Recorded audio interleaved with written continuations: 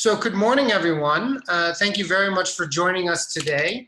My name is Mike Talbot, and I am the Notre Dame International's Director for Initiatives in Mexico. Today is the fourth in the Mexico Virtual Lecture Series presented by Notre Dame's Global Center in Mexico City. These lectures are intended to highlight the work of Notre Dame faculty in Mexico, but more importantly, to really highlight the deep partnerships and collaborations we have here. So we're so glad that everyone was able to join us for this presentation. Before I introduce today's speakers, I just have a few requests. First, please keep your microphones on mute. This will prevent background noise from interrupting the presentation. Second, when you entered your videos were likely off. Feel free to turn those on if you'd like, if you feel comfortable with that. But be mindful of bandwidth. If you're having bandwidth problems, it can help to turn that off. Third, we'll be taking questions at the end of the panelists' presentations. At that time, I'll invite you to raise your hand virtually. There's a button at the bottom of your screen labeled Participants. If you click that, a new window will come up. And then you can select raise hand option from there. So simply raise your hand virtually and I'll unmute you. If we have problems with that, or if you're just more comfortable, you can submit your questions via the chat as well, which are at the bottom of the screen. So with that, let's get started. I'm particularly excited about today's presentation because it really brings to the forefront the kind of partnerships that are essential to Notre Dame's work here in Mexico. It brings together one of Notre Dame's top research centers, the Harper Cancer Institute, with an excellent Mexican university, UPAEP, one that Notre Dame has a deep and long relationship with. They've received our students for study abroad every semester for over a decade. We're sad that they won't be on campus in Puebla this coming fall, but we look forward to bringing them back in the future. And of course, a phenomenal NGO in the form of Una Nueva Esperanza. I had the good fortune to visit there back in January, and their research, as well as the care and support they give families battling cancer, is really just remarkable. So it's great to see all these organizations working together as equal partners to advance a really important cause. So highlighting that collaboration, we're actually going to have 5 speakers today. We'll hear from Dr. Sharon Stack, who is the Kleider Petzold Professor of Biochemistry at Notre Dame, as well as the Ann F. Dunn and Elizabeth Riley Director of the Harper Cancer Research Institute. We'll hear from Dr. Rocio Baños. She is the Director of the Center for Oncological Research at UPAEP in UNE. I'm listening to, I'm listening to my virtual. We'll also hear from Dr. Tom Maluzzi, who is Professor of Psychology at Notre Dame, as well as from Marta Juarez of UPAEP, Rosaura Sanchez-Berber of UNE. So perhaps as we go through the presentations, they could remind the audience briefly when they speak who they are, just so that we can all keep that clear. So with that, I'm going to hand over the presentation to Dr. Stack. Dr. Stack, thank you very much for being with us today. I think we're all very excited to learn more about this collaboration. Yeah, thank you, Mike. We're very excited to be here. If you want to go ahead and start the slides. I really appreciate this opportunity to talk to you about the research at Harper Cancer Research Institute and the fabulous collaborations that are ongoing with our partners in Mexico. And I hope you can appreciate by the end of the presentation how we're working together to fight cancer, not just here in South Bend, but all over the world, and with a particular emphasis today on Mexico. The next slide shows that the main goal of the Harper Cancer Research Institute is to be a force for good. And this, next slide, please, Mike. Oh, there we go. Thank you. It's to be a force for good. This is very well in line with the university mission established by Father Sorin in the 1800s. And in the next slide, you can see that we've put together a vision for Harper to be to serve the greater good and the global community. And we're doing this by a three-pronged approach. We're combining research with education and outreach to serve the global good and to honor the university's mission. In the next slide, it shows you really our motivation. Why do we want to do this? And it's because cancer touches everyone. Everyone can right now take a moment to think about somebody that they've lost to cancer, or someone that's suffering with cancer, someone that they work with, a family member, a close friend. And that's really our motivating force. Next slide, please. The good news, there's so many people suffering with cancer, but the good news is that we have a superpower here at Harper Cancer Research Institute, and that's the word research. Research, I hope that you'll understand by the end of this presentation, brings us hope, it brings us cures, it brings us drugs, it brings us peace, and I hope that you'll be able to see that by the end of our presentation from our colleagues. In the next slide, people ask me all the time, hey Sharon, when are you guys going to cure cancer over there at Harper? And I tell them that, well, cancer is complicated. If you can look at the next slide, please. We have, that we know of, over 100 different types of cancer. Even in, for example, breast cancer, which you might think of as one disease, there are dozens of molecular subtypes of cancer. The more we know about cancer, the more we realize how complicated it is. So when we were establishing the Harper Cancer Research Institute, we decided to change the way we fight cancer and not just look at it from a cancer biology perspective, but to grab the brains from all across campus in biochemistry, engineering, psychology, whatever it takes, and put those groups together in teams to change the way that we fight cancer. And we feel like that this gives us a unique perspective because we're bringing perspective from all the different disciplines on campus. In the next slide, we've been putting together these cancer fighting teams to address some of the more common cancers like breast cancer, colon cancer, prostate cancer, but also some of the more rare or recalcitrant cancers like pancreatic, ovarian, penile, oropharyngeal, et cetera. And the next slide shows what makes Harper unique, because a lot of people are doing cancer research throughout the world. We feel like our unique approach is what we generically call cancer engineering. We're engineering multidisciplinary teams that have a lot of engineers themselves on the teams. Engineers are fabulous problem solvers. They like to figure out things. They like to fix things. So we really need their approach to help us fix cancer. Bringing together team-based science from across the campus, across the country, and across the world to address these problems together. We also have the opportunity to train future oncology leaders. Those are students, outstanding students at Notre Dame, at our global partners such as UPIA. These students are going to be researchers, they're going to be clinicians, they're going to make policy, they're going to impact people with cancer on multiple different levels. And we're very community focused, and I'll come back to that in a couple of minutes. The next slide shows one of the ways that we get our teams together, and we do that by providing seed funding. We use philanthropic support to award seed grants for really innovative research. These seed grants always require a team-based approach. They're very results-oriented. What specifically are you trying to change in the area of cancer? And we found that these give us stronger, much more competitive grants that come out of these team-based approach and proven success. The next slide shows that our return on investment for our seed grants is about 10 to 12 US dollars in grants brought into the university for every dollar we invest. And this is important because it allows those research programs to be sustainable.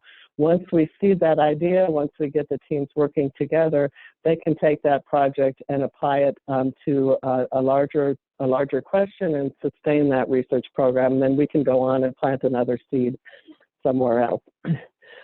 I just have a couple examples in the next slide to show you what some of these research teams look like and how we look at using a multidisciplinary approach to solve problems. So this team is Lori Littlepage, who's a breast cancer expert, and Lori is interested in a very common problem in women with breast cancer, and that is breast cancer metastasis in bone. This is a very difficult problem to study because it's very difficult to grow bone in a laboratory setting so that you can see how cancer cells interact with it. So she partnered with Glenn Niebuhr, who's a bone expert and a bioengineer.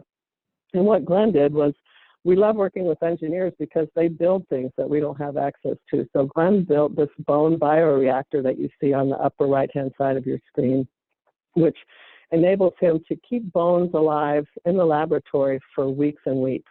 This has never been applied before in the breast cancer area.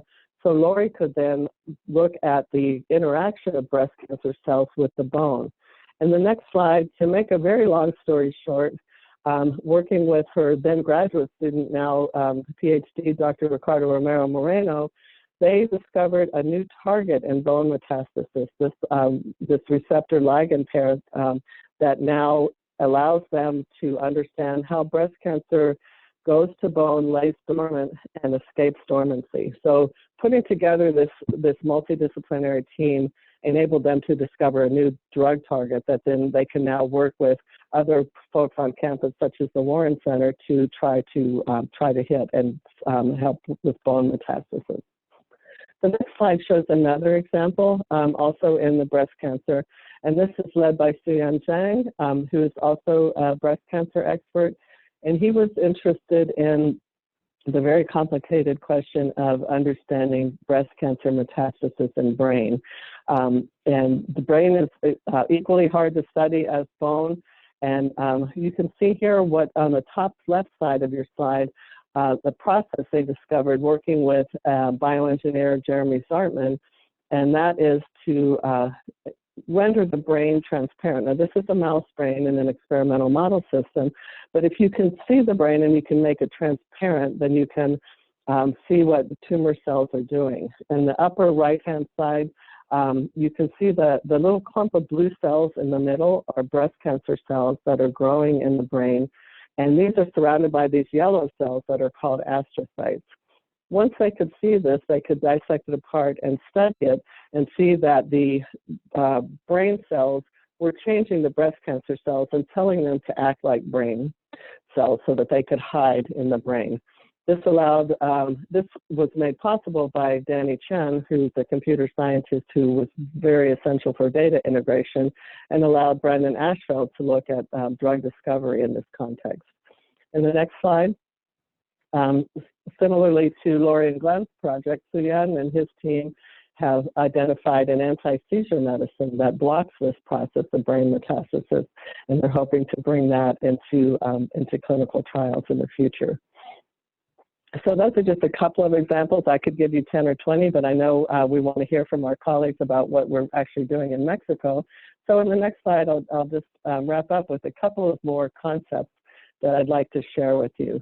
I mentioned what makes Harper unique is the cancer engineering examples I just showed you, but also our team-based science and our community focus are coming together specifically in Mexico to look at this very important issue of cancer disparities.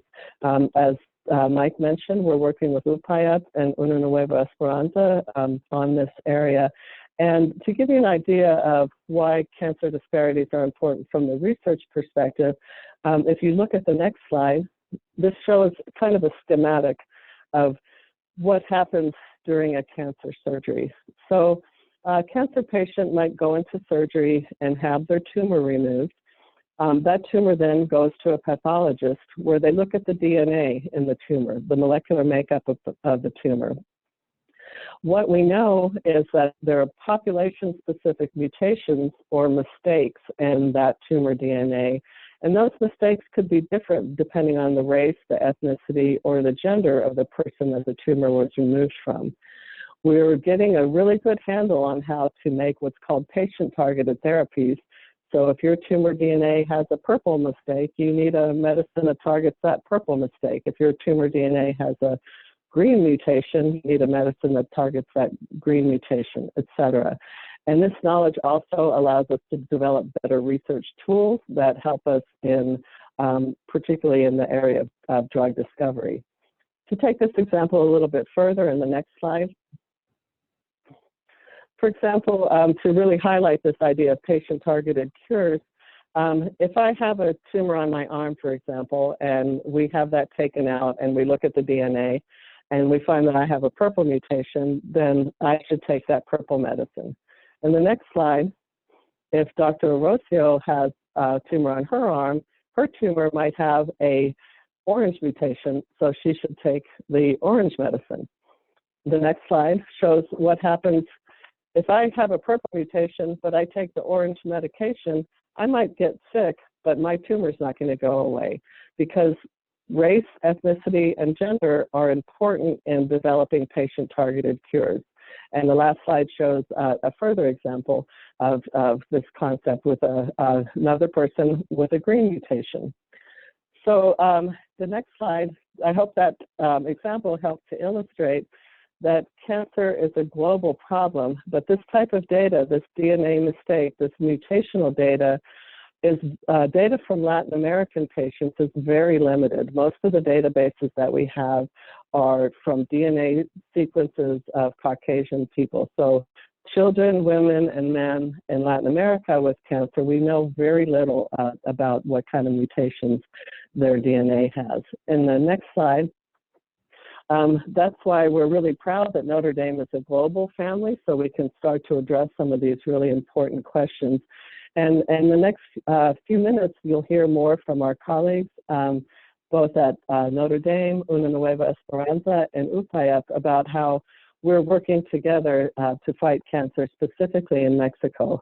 So we'll start with Dr. Rosia Baños from UPAEP and UNI, who will talk to you more about her research.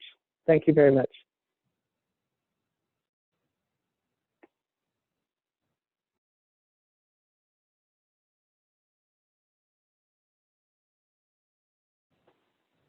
Rosia, you're on mute. Thank you, everyone, for joining us today. Can I have the next slide, please? Well, I would like to talk about what projects we are doing in collaboration between Una Nueva Esperanza, UPAEP, and the University of Notre Dame. Can I have the next one? I would like to start to telling you what Una Nueva Esperanza is. Una Nueva Esperanza is a non-profit organization located in Puebla City that favors the socioeconomic conditions of children and young adults with limited resources diagnosed with cancer. We offer comprehensive support and care during their treatment to increase their life expectancy. Did you know that in Mexico, the adolescents from 16 to 20 years old with cancer diagnosis do not receive public or government insurance to support the treatment? A basic chemotherapy costs approximately $3,000. And for you to have an idea of how much this represents, we can say that a person earning the minimum salary needs to work for 500 days to afford this treatment. And some other medicines, for example, the cost of last generation medicine is about $7,000.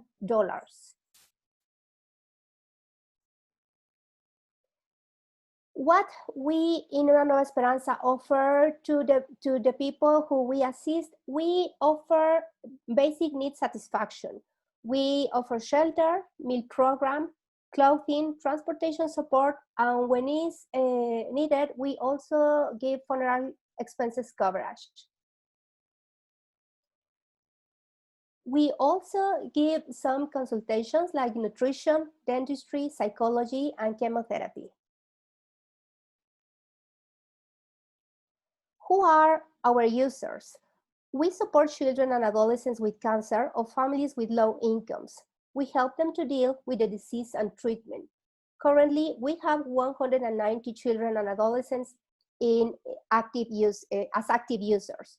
We have also 102 patients currently under treatment, and we have 88 patients under medical surveillance. Who are our indirect users? We support primary caregivers and families who deal with cancer and treatment of their relatives. We benefit first contact health personnel through training and conference to promote information that leads to timely cancer care. We broadcast permanently through various media platforms, scientific and accurate information about childhood cancer and pediatric cancer treatment to general society. In 2015, Una Nueva Esperanza joined efforts with Universidad Popular Autónoma del Estado de Puebla to create the Oncological Research Center that has two main activities. The first is to do research to better understand this childhood cancer. And in this research, we perform biomedical research and psychological research. And in the other side, we also offer a diagnosis for Una Nueva Esperanza beneficiaries. Among others, we offer the diagnostic by immunophenotype that is crucial to understand and to classify the types of leukemia. The main advantages of having this service in Una Nueva Esperanza is that the laboratory tests are offered to the beneficiaries in a very low cost, and also the results are obtained in a very short time. One of the projects that we have been working on is the study of the role of small nucleolar RNAs in acute lymphoblastic leukemia. Acute lymphoblastic leukemia is the main kind of cancer that we have assisted in Una Nueva Esperanza during the 20 years that we have been working. So in this project, we have involved many researchers like Dr. Lord Littlepage and Maria Cristina Miranda, PhD candidate, both of University of Notre Dame, Harper Cancer Institute. And in this project is also working Lilia Hernandez. She is a PhD student of doctorate in biotechnology in UPAEP. What are the small nuclear RNAs? They are small molecules, small sequences of RNA that they are not coding for a protein, but they guide the RNA for chemical modifications that are necessary for processes after transcription of ribosomal RNA. The importance of these molecules is because they are deregulated in some kind of cancer, and they have been proposed as early markers for diagnosis or for prognosis. We have some preliminary results, and I'd like to share with you what we have found about SNOR44. When we look for the expression of this SNOR in a group of patients with acute lymphoblastic leukemia, we found that it's overexpressed if we compare its expression to the expression in healthy adolescents and children. So that you can see in the left of the screen, and in the right, the group of patients where we analyze the expression of this molecule. When we break down these patients in this stage of treatment, we still find that its expression is up in some of the groups. So we think that we have something in there that is going to be interesting to know or to explore more about it. Can I have the next one, please? What we would like to do now, we would like to confirm the upregulation of SNOR44 in patients with ALL. We would like to study the role of this molecule in the disease. We also would like to investigate if the overexpression of this molecule is a unique trait in the Mexican population, if it has a difference with other populations. And also we would like to determine the potential use of SNOR44 in the early diagnosis of ALL. At the right, you can see a drawing of this molecule, just for you to have in mind how this molecule look like. We have had the support or the help of many people, as I said before, and between these people who has been developing this research, we have had the visit of many students from UND, like Gia Ferrara, who spent the summer of 2018 working in the lab.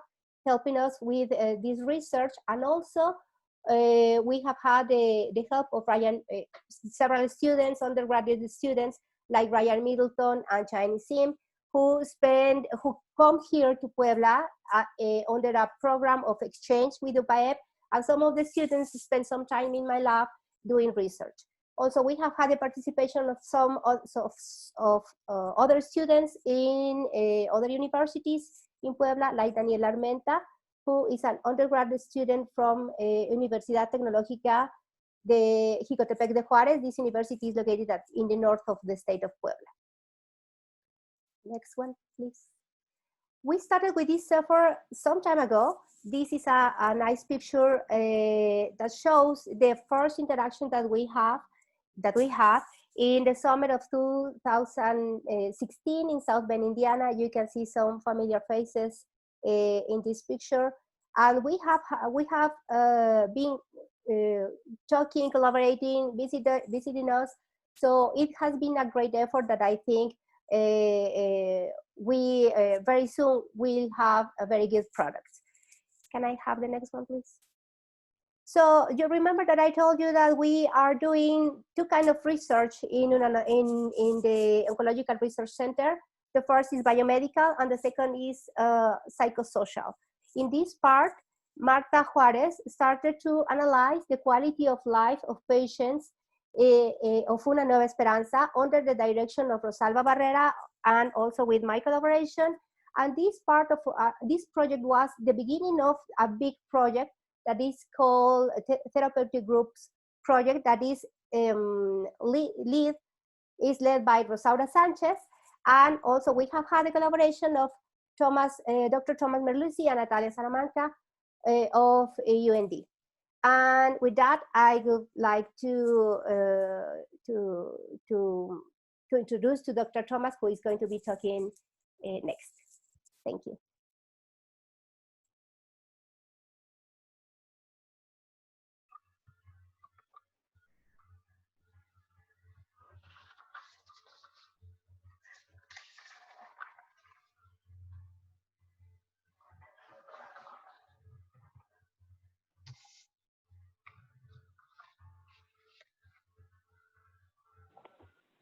Tom, you're on mute. Okay, part of our collaboration with UNE is to work with some of the folks at UNE, as well as people who have preceded us. And so one of the studies that started before we started our collaboration with UNE, managed by Marta Juarez. So I will ask Marta to present that piece of the research, and then Rosaura will present the proposed study that we're doing, and then I'll finish up with a few closing remarks. So Marta. Okay, muchas gracias. Mi estudio es la evaluación de la calidad de vida del paciente oncológico pediátrico beneficiario de Una Nueva Esperanza. La siguiente, por favor. Nuestro principal objetivo al realizar este estudio es evaluar la calidad de vida relacionado a la salud de los pacientes oncológicos tratados en Una Nueva Esperanza. Y para esto estamos realizando un estudio descriptivo de la calidad de vida relacionada a la salud de los niños beneficiarios de Una Nueva Esperanza, el cual a su vez está preparando el escenario para el próximo proyecto que se centrará en grupos de apoyo para niños y padres o cuidadores que reciben servicios en Una Nueva Esperanza, y con esto tener una base para el estudio entre Una Nueva Esperanza y la Universidad de Notre Dame. Nosotros utilizamos para tal estudio un instrumento llamado Pediatric Quality of Life Inventory Cancer Model 3, en su versión en español, el cual además tiene diferentes versiones de acuerdo a la edad. Mide la calidad de vida relacionada a la salud y fue aplicado a nuestros pacientes. Con este instrumento nosotros evaluamos 4 esferas: el funcionamiento físico, el funcionamiento emocional, social y escolar. Este cuestionario se aplicó tanto a padres o cuidadores primarios de los niños de 2 a 18 años de edad y a los niños de 5 a 18 años de edad. puesto que los niños de 2 a 4 años de edad aún no tienen el desarrollo neurocognitivo para contestar estos cuestionarios. La siguiente, por favor. Nosotros incluimos a 111 pacientes diagnosticados con cáncer que estaban recibiendo servicios en Una Nueva Esperanza. La edad promedio de nuestros pacientes fue de 10.39 años, con un mínimo de 2 y un máximo de 10.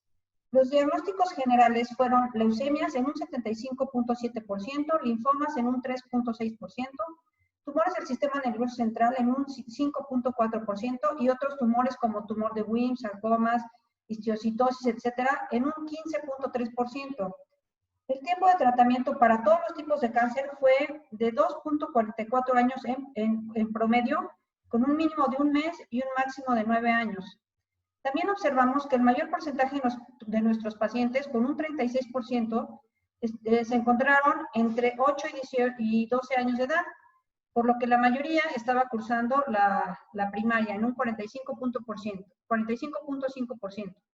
Y el 78.4% es originario de una zona rural. La siguiente, por favor.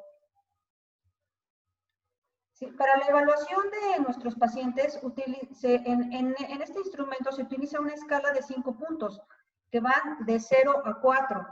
Y esta puntuación se transforma de manera inversa, siendo 0, que es nunca, igual a 100, 1, casi nunca, igual a 75, 2, que es algunas veces, igual a 50, 3, que es frecuentemente, igual a 25, y 4, que es casi siempre, igual a 0. Por lo que a mayor puntaje, mejor calidad de vida. La clasificación de calidad de vida nosotros la realizamos en mala, regular y buena, de acuerdo al puntaje. Mala de 0 a 34 puntos, regular de 35 a 65 puntos y buena de 66 a 100 puntos. Como podemos observar, todos los dominios de nuestros pacientes se encuentran en el rango de regular y buena calidad de vida, tomando en cuenta los promedios. La siguiente, por favor. En la evaluación de los cuidadores se incluyeron a todos los padres y cuidadores primarios que acudieron el día que se realizó el cuestionario y se incluyeron todos los pacientes de 2 a 18 años de edad. La evaluación se realizó con la misma escala y de la misma manera. Y observamos también que los promedios se encuentran también en un rango de buena y regular calidad de vida. La siguiente, por favor.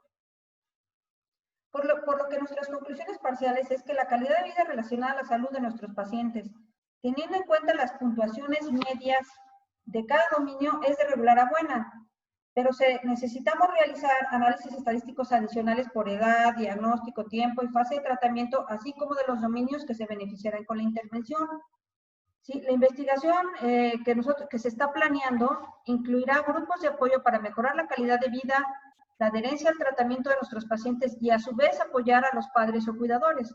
Esto es con el objetivo de reducir el impacto, la repercusión de la enfermedad y sus tratamientos en los pacientes y sus cuidadores.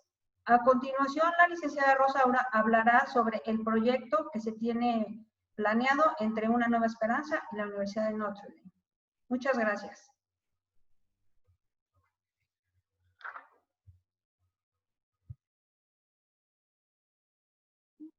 Hola, muy buenas tardes, ¿me escuchan?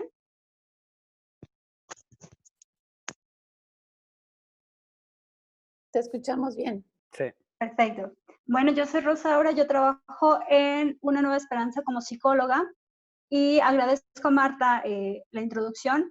El trabajo que ella está haciendo es muy importante para el programa que les voy a hablar ahorita, porque está siendo la línea base de la calidad de vida de nuestros pacientes para poder implementar de una mejor manera los grupos de apoyo. Siguiente, por favor. El propósito de este programa es que mediante la participación de los pacientes y sus cuidadores en los grupos de apoyo, se mejore la calidad de vida, la percepción del apoyo social, impactando directamente en el bienestar psicosocial y en la adherencia al tratamiento.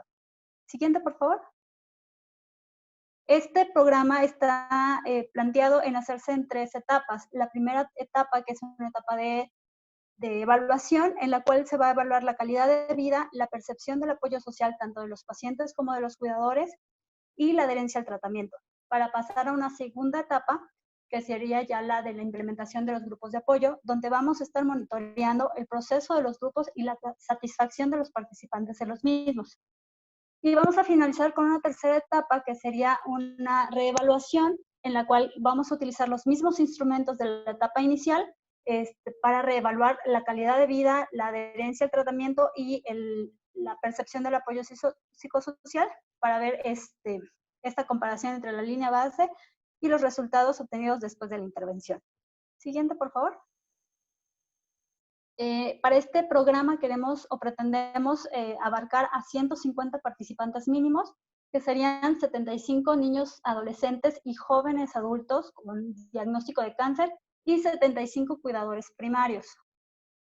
Estamos pensando en solo tener un grupo para cuidadores con un rango de edad de 20 a 60 años, porque también no solo tenemos papás, sino también tenemos abuelitos al cuidado de los pacientes, y 3 grupos de apoyo para los pacientes, tomando en cuenta su etapa de desarrollo. Entonces tendríamos un grupo de 7 a 11 años de edad, otro de 12 a 16 años y otro de 17 a 21 años.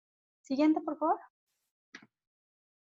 El contexto en el cual vamos a llevar a cabo las sesiones grupales es que estamos pidiéndole a los participantes un compromiso de asistir al menos a 5 sesiones. Cada sesión tendrá una duración de 1h30 y se llevará a cabo una vez a la semana. Vamos a utilizar diferentes técnicas, adecuándolas a la edad de los pacientes y a sus necesidades, y también otras para los cuidadores. Siguiente, por favor.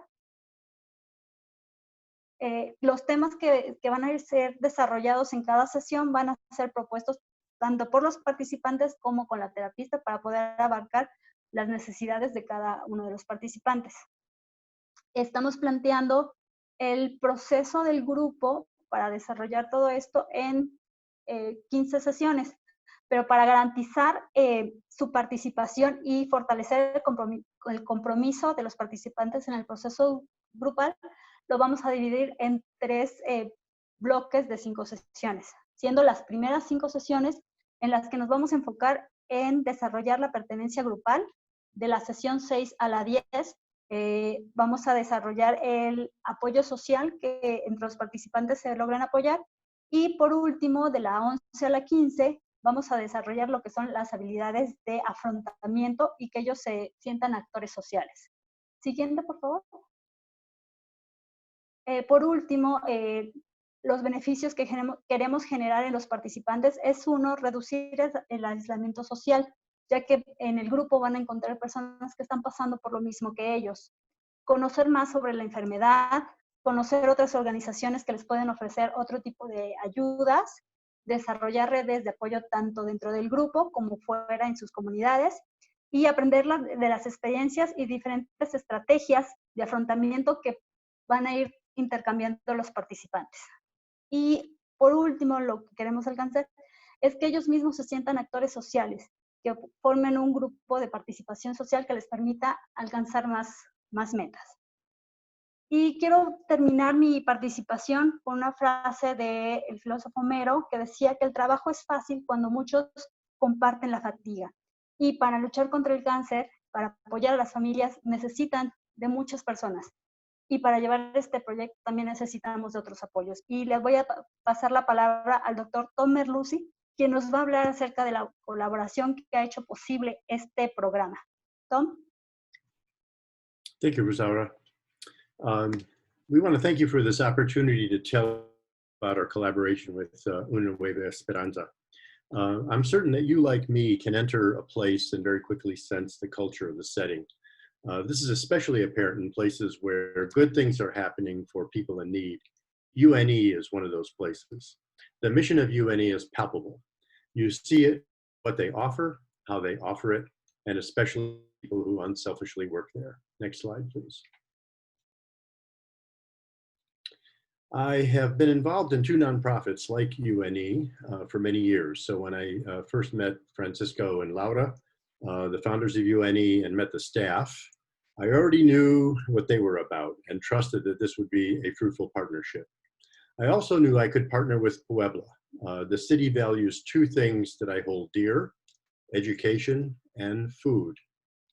Next slide, please. Sharon Stack and Andy Bullock laid the groundwork for our collaboration by obtaining a small grant from the Kelly Cares Foundation, which solidified the connection between UNE, Kelly Cares, and Harper. In addition, the staff we were working with already had some basic ideas about what they needed to do to improve services. We gladly joined them in this project. I personally brought over 20 years of experience in cancer research, primarily in the psychosocial aspects of cancer, coping, social support, quality of life, and other aspects of adjusting to cancer. And my graduate student, Natalia Salamanca-Balin, brought extensive experience in medicine and public health. We combined that experience with the ideas and expertise of our UNE colleagues and created an important project that Rosaura just described that was only made possible by the partnership. Next slide, please. At any one time at UNE, the lone psychologist may have a client load of over 100 children and their parents. Within the context of UNE, the dominant model has been individual sessions and some informational groups for parents. The current project focuses on the development of a medium level of stepped services to provide psychological support to as many children and parents as possible through age-graded groups. The development of these groups is consistent with the most recent standards of care for pediatric cancer patients. Rosaura explained the procedures of the project very clearly. Guiding those procedures are a set of principles that embody the mission of UNE, Harper's community and outreach services, and also just good cancer care. Universality. The idea behind that principle is that I'm not alone and I'm not the only one. Self-efficacy. I can manage this. I see other people managing this, and so can I. And finally, activation. I can be an advocate for myself or my child. I can ask for what I need. These are embodied in the programs that Rosaura just described. Next slide, please. Our hope is that this is just the beginning of a long relationship between Harper and UNE. UNE, with more resources, can play a major regional role in cancer care for children and their families that might include the following. Playing a key role in early detection of pediatric cancer. Continuing to promote adherence to complete treatment regimens to increase survival rates for children in Mexico. Optimizing the well-being and quality of life of the children and with cancer and their families at UNE, but also in their communities. And finally, providing survivorship follow-up services to detect any late and long-term effects of cancer treatments. So it's been a pleasure to work with my colleagues there. I hope that we bring some expertise and some value to this program. I think we do. My colleagues there are dedicated, wonderful, and smart people, and I'm very happy to be working with them. I'll turn it back to Sharon. Thanks, Tom. I hope from these brief overviews that you could see that we hope that we've given you a better understanding of how cancer is really a global problem, and working together is really key to come up with the solutions that we need to really have impact on cancer patients and their families. Together with our partners in Mexico, we have caring and talented researchers and fantastic assets, particularly all of our students and all of the folks that are working on these projects, together with the infrastructure of multiple different institutions and our collaborative spirit. Our long-term goal is to make a significant impact on cancer patients and their families in Mexico. In the next slide. We have a lot of hope that we can actually do this because we know that it's research that cures cancer. And we're just getting started changing the way that we fight cancer in Mexico and throughout the world. And we're looking forward to sharing more with you as this project moves forward in the future. Thanks so much for your attention today. Thank you, Dr. Stack. and everyone else for an excellent presentation. I'm gonna stop sharing now and open up the floor for questions. As a reminder, if you'd like to ask a question, feel free to either raise your hand virtually and we can unmute your audio, or you can submit them via via the chat function. I see Ricardo has a question. Hello. Yeah, thank you everyone for like your presentation. It was like a really good conversation that encompasses a lot of different areas of what we normally think about like cancer. So you talk a lot about like the social psychological like effects like in cancer patients, and I was wondering if any of you have tried to set up a collaboration with Riverbend Cancer Services, because they provide a lot of this like non like chemotherapy or like all of these other things that like they try to, they're like the normal things to like we think about like cancer treatment, but we don't think about like more of like the social, the psychological effects that they could have. Have you have like any work with them? I can answer that. Yeah, Ricardo. Oh, go ahead, Tom. You've had more history with me. If you start sharing, because we have many connections with Riverbend. Yeah, no, that's a good question, Ricardo.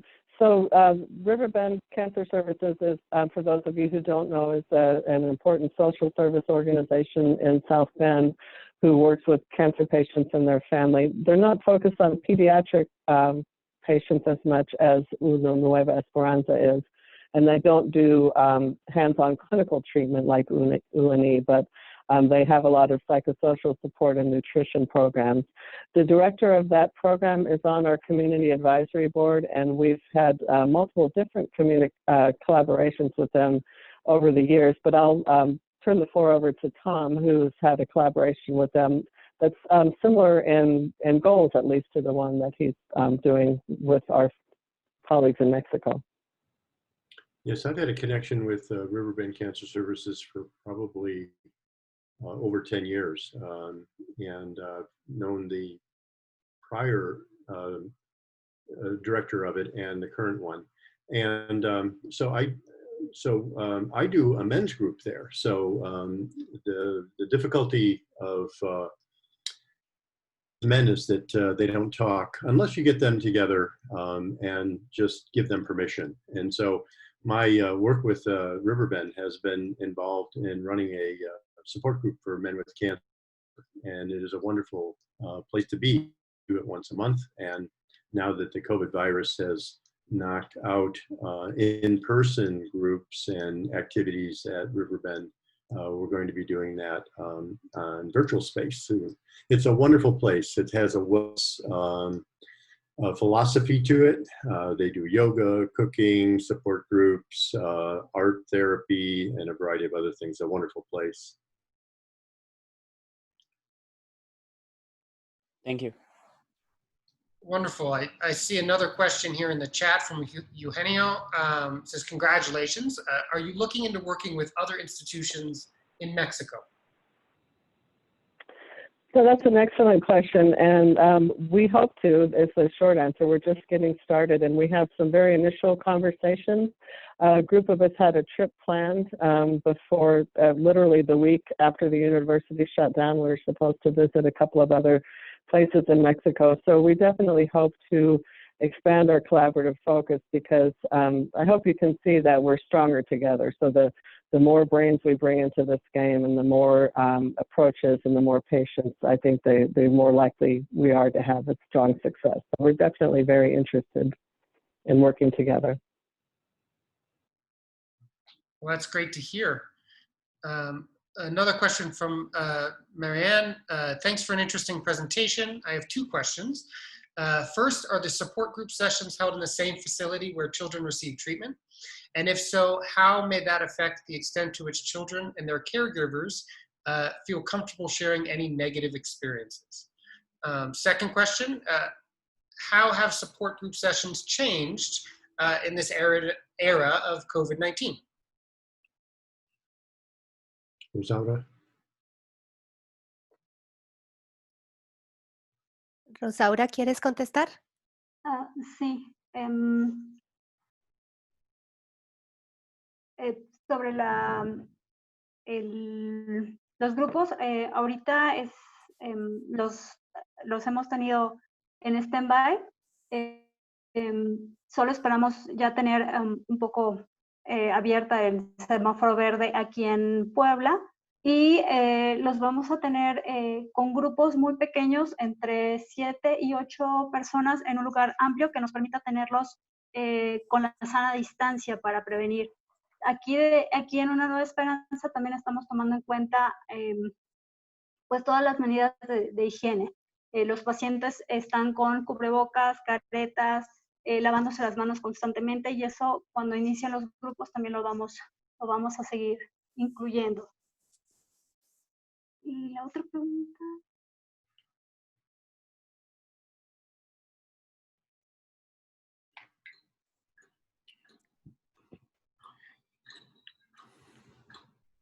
Are there, no? Y la segunda pregunta, sí, los niños van a poder participar en los grupos todo el tiempo del tratamiento mientras estén en el tratamiento y vigilancia. Y vamos a estar monitoreando todo el tiempo las necesidades de ellos. En el momento tal vez en que pasen a cuidados paliativos, entonces ya se va a hacer una intervención diferente para ellos. No sé si respondí su pregunta.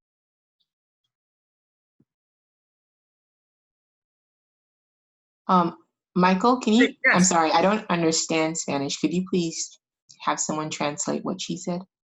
Sure. Yes. Thank Can you. I? Please do, yes.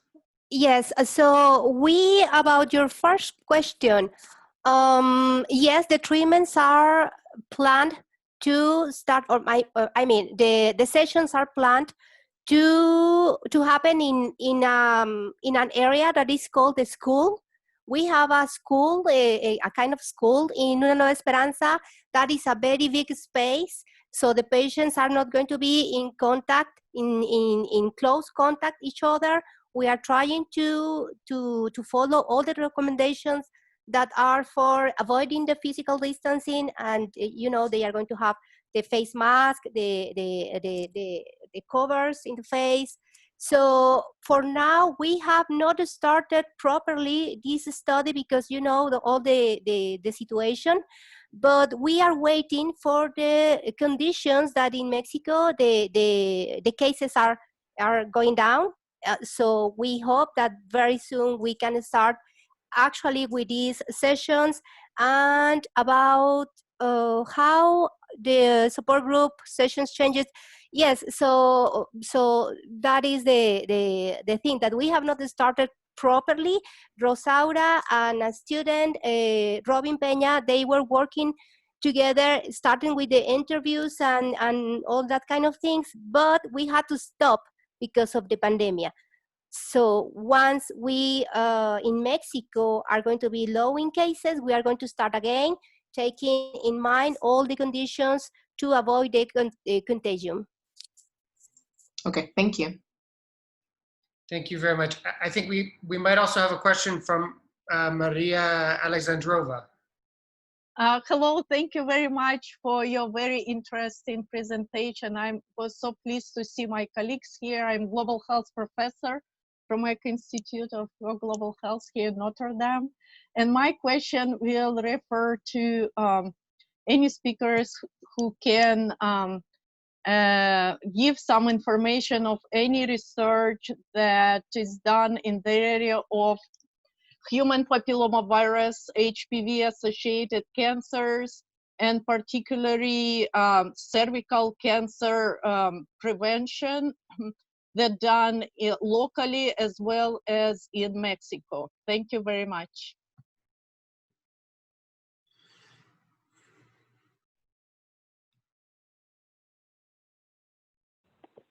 Rocio, did you want to take that one? Yes, actually, we have been working in a project in Mexico. It's nothing to do with childhood cancer, of course, but HPV is a very important virus, and we are starting with another student. She is a student of another university, but she's going to be working in my lab. And we are trying to see if microRNAs are important markers for the developing of the malignancy in this cancer. So that is a project that we are going to start in fall, I hope so. And that is from my side. Also, if anybody can speak on HPV vaccination rates in Mexico, we know that in the United States of America, and particularly in St. Joseph County, they're quite low.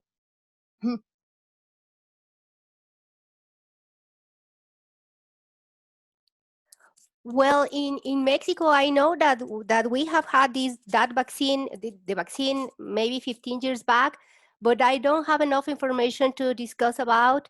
But I can find someone who can tell us that properly. If you are interested, you can write an email and we can start to talk. Thank you. Thank you very much. I will do so. Thank you. Thank you. Thank you very much. I don't see any more hands raised, but if I'm missing one, I think I've missed some. So if you'd like to unmute your microphone and ask a question, please feel free to do so. And again, you can also enter them via the chat. Oh, Ricardo, I think you have another question. Yeah, hello, it's me again. So I have another question about like the assessment. So like of the the psychological assessment all of these like patients, because you have like kids that are like as young as 7 years old, and then you have like, you know, all the way up to like 20. So when you have like young kids, do you have a way to like assess like whether they're like answering in things like truthfully as opposed to what they think that their parents want them to say or something like that? Because that's something that happens a lot in a lot of different cases. I mean, I'm not saying case of cancer, but like how do you test that? Like, do you have like, you know, questionnaires for like when the parents are present and when they're not, or how does that work?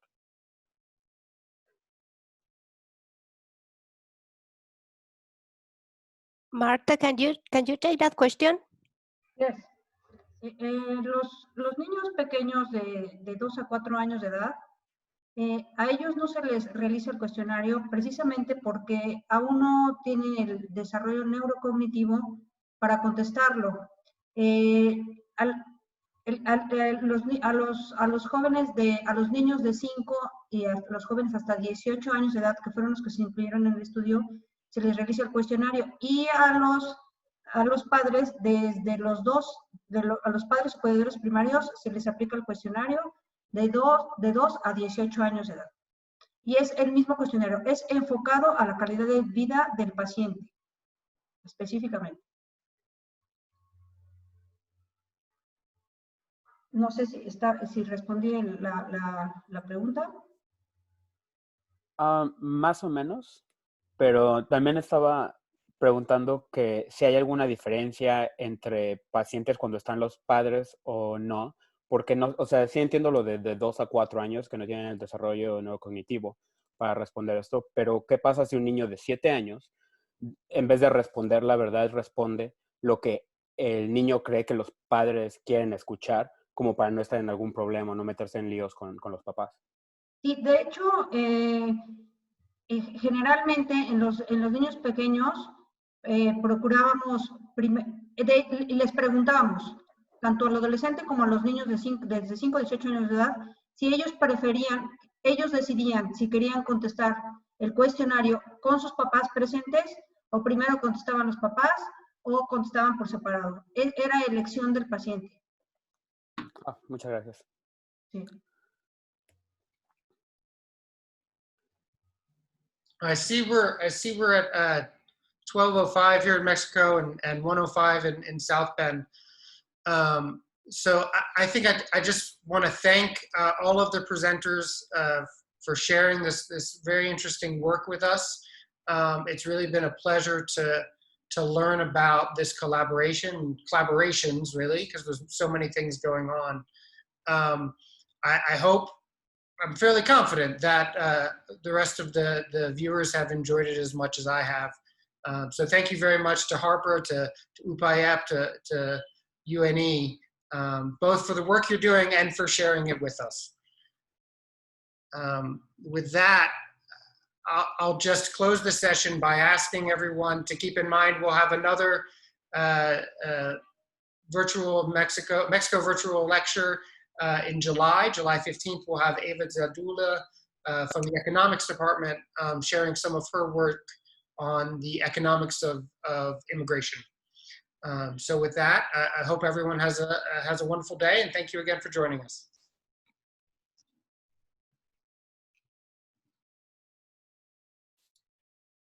Thank you very much, Michael. Thank you to all the presenters. Thanks.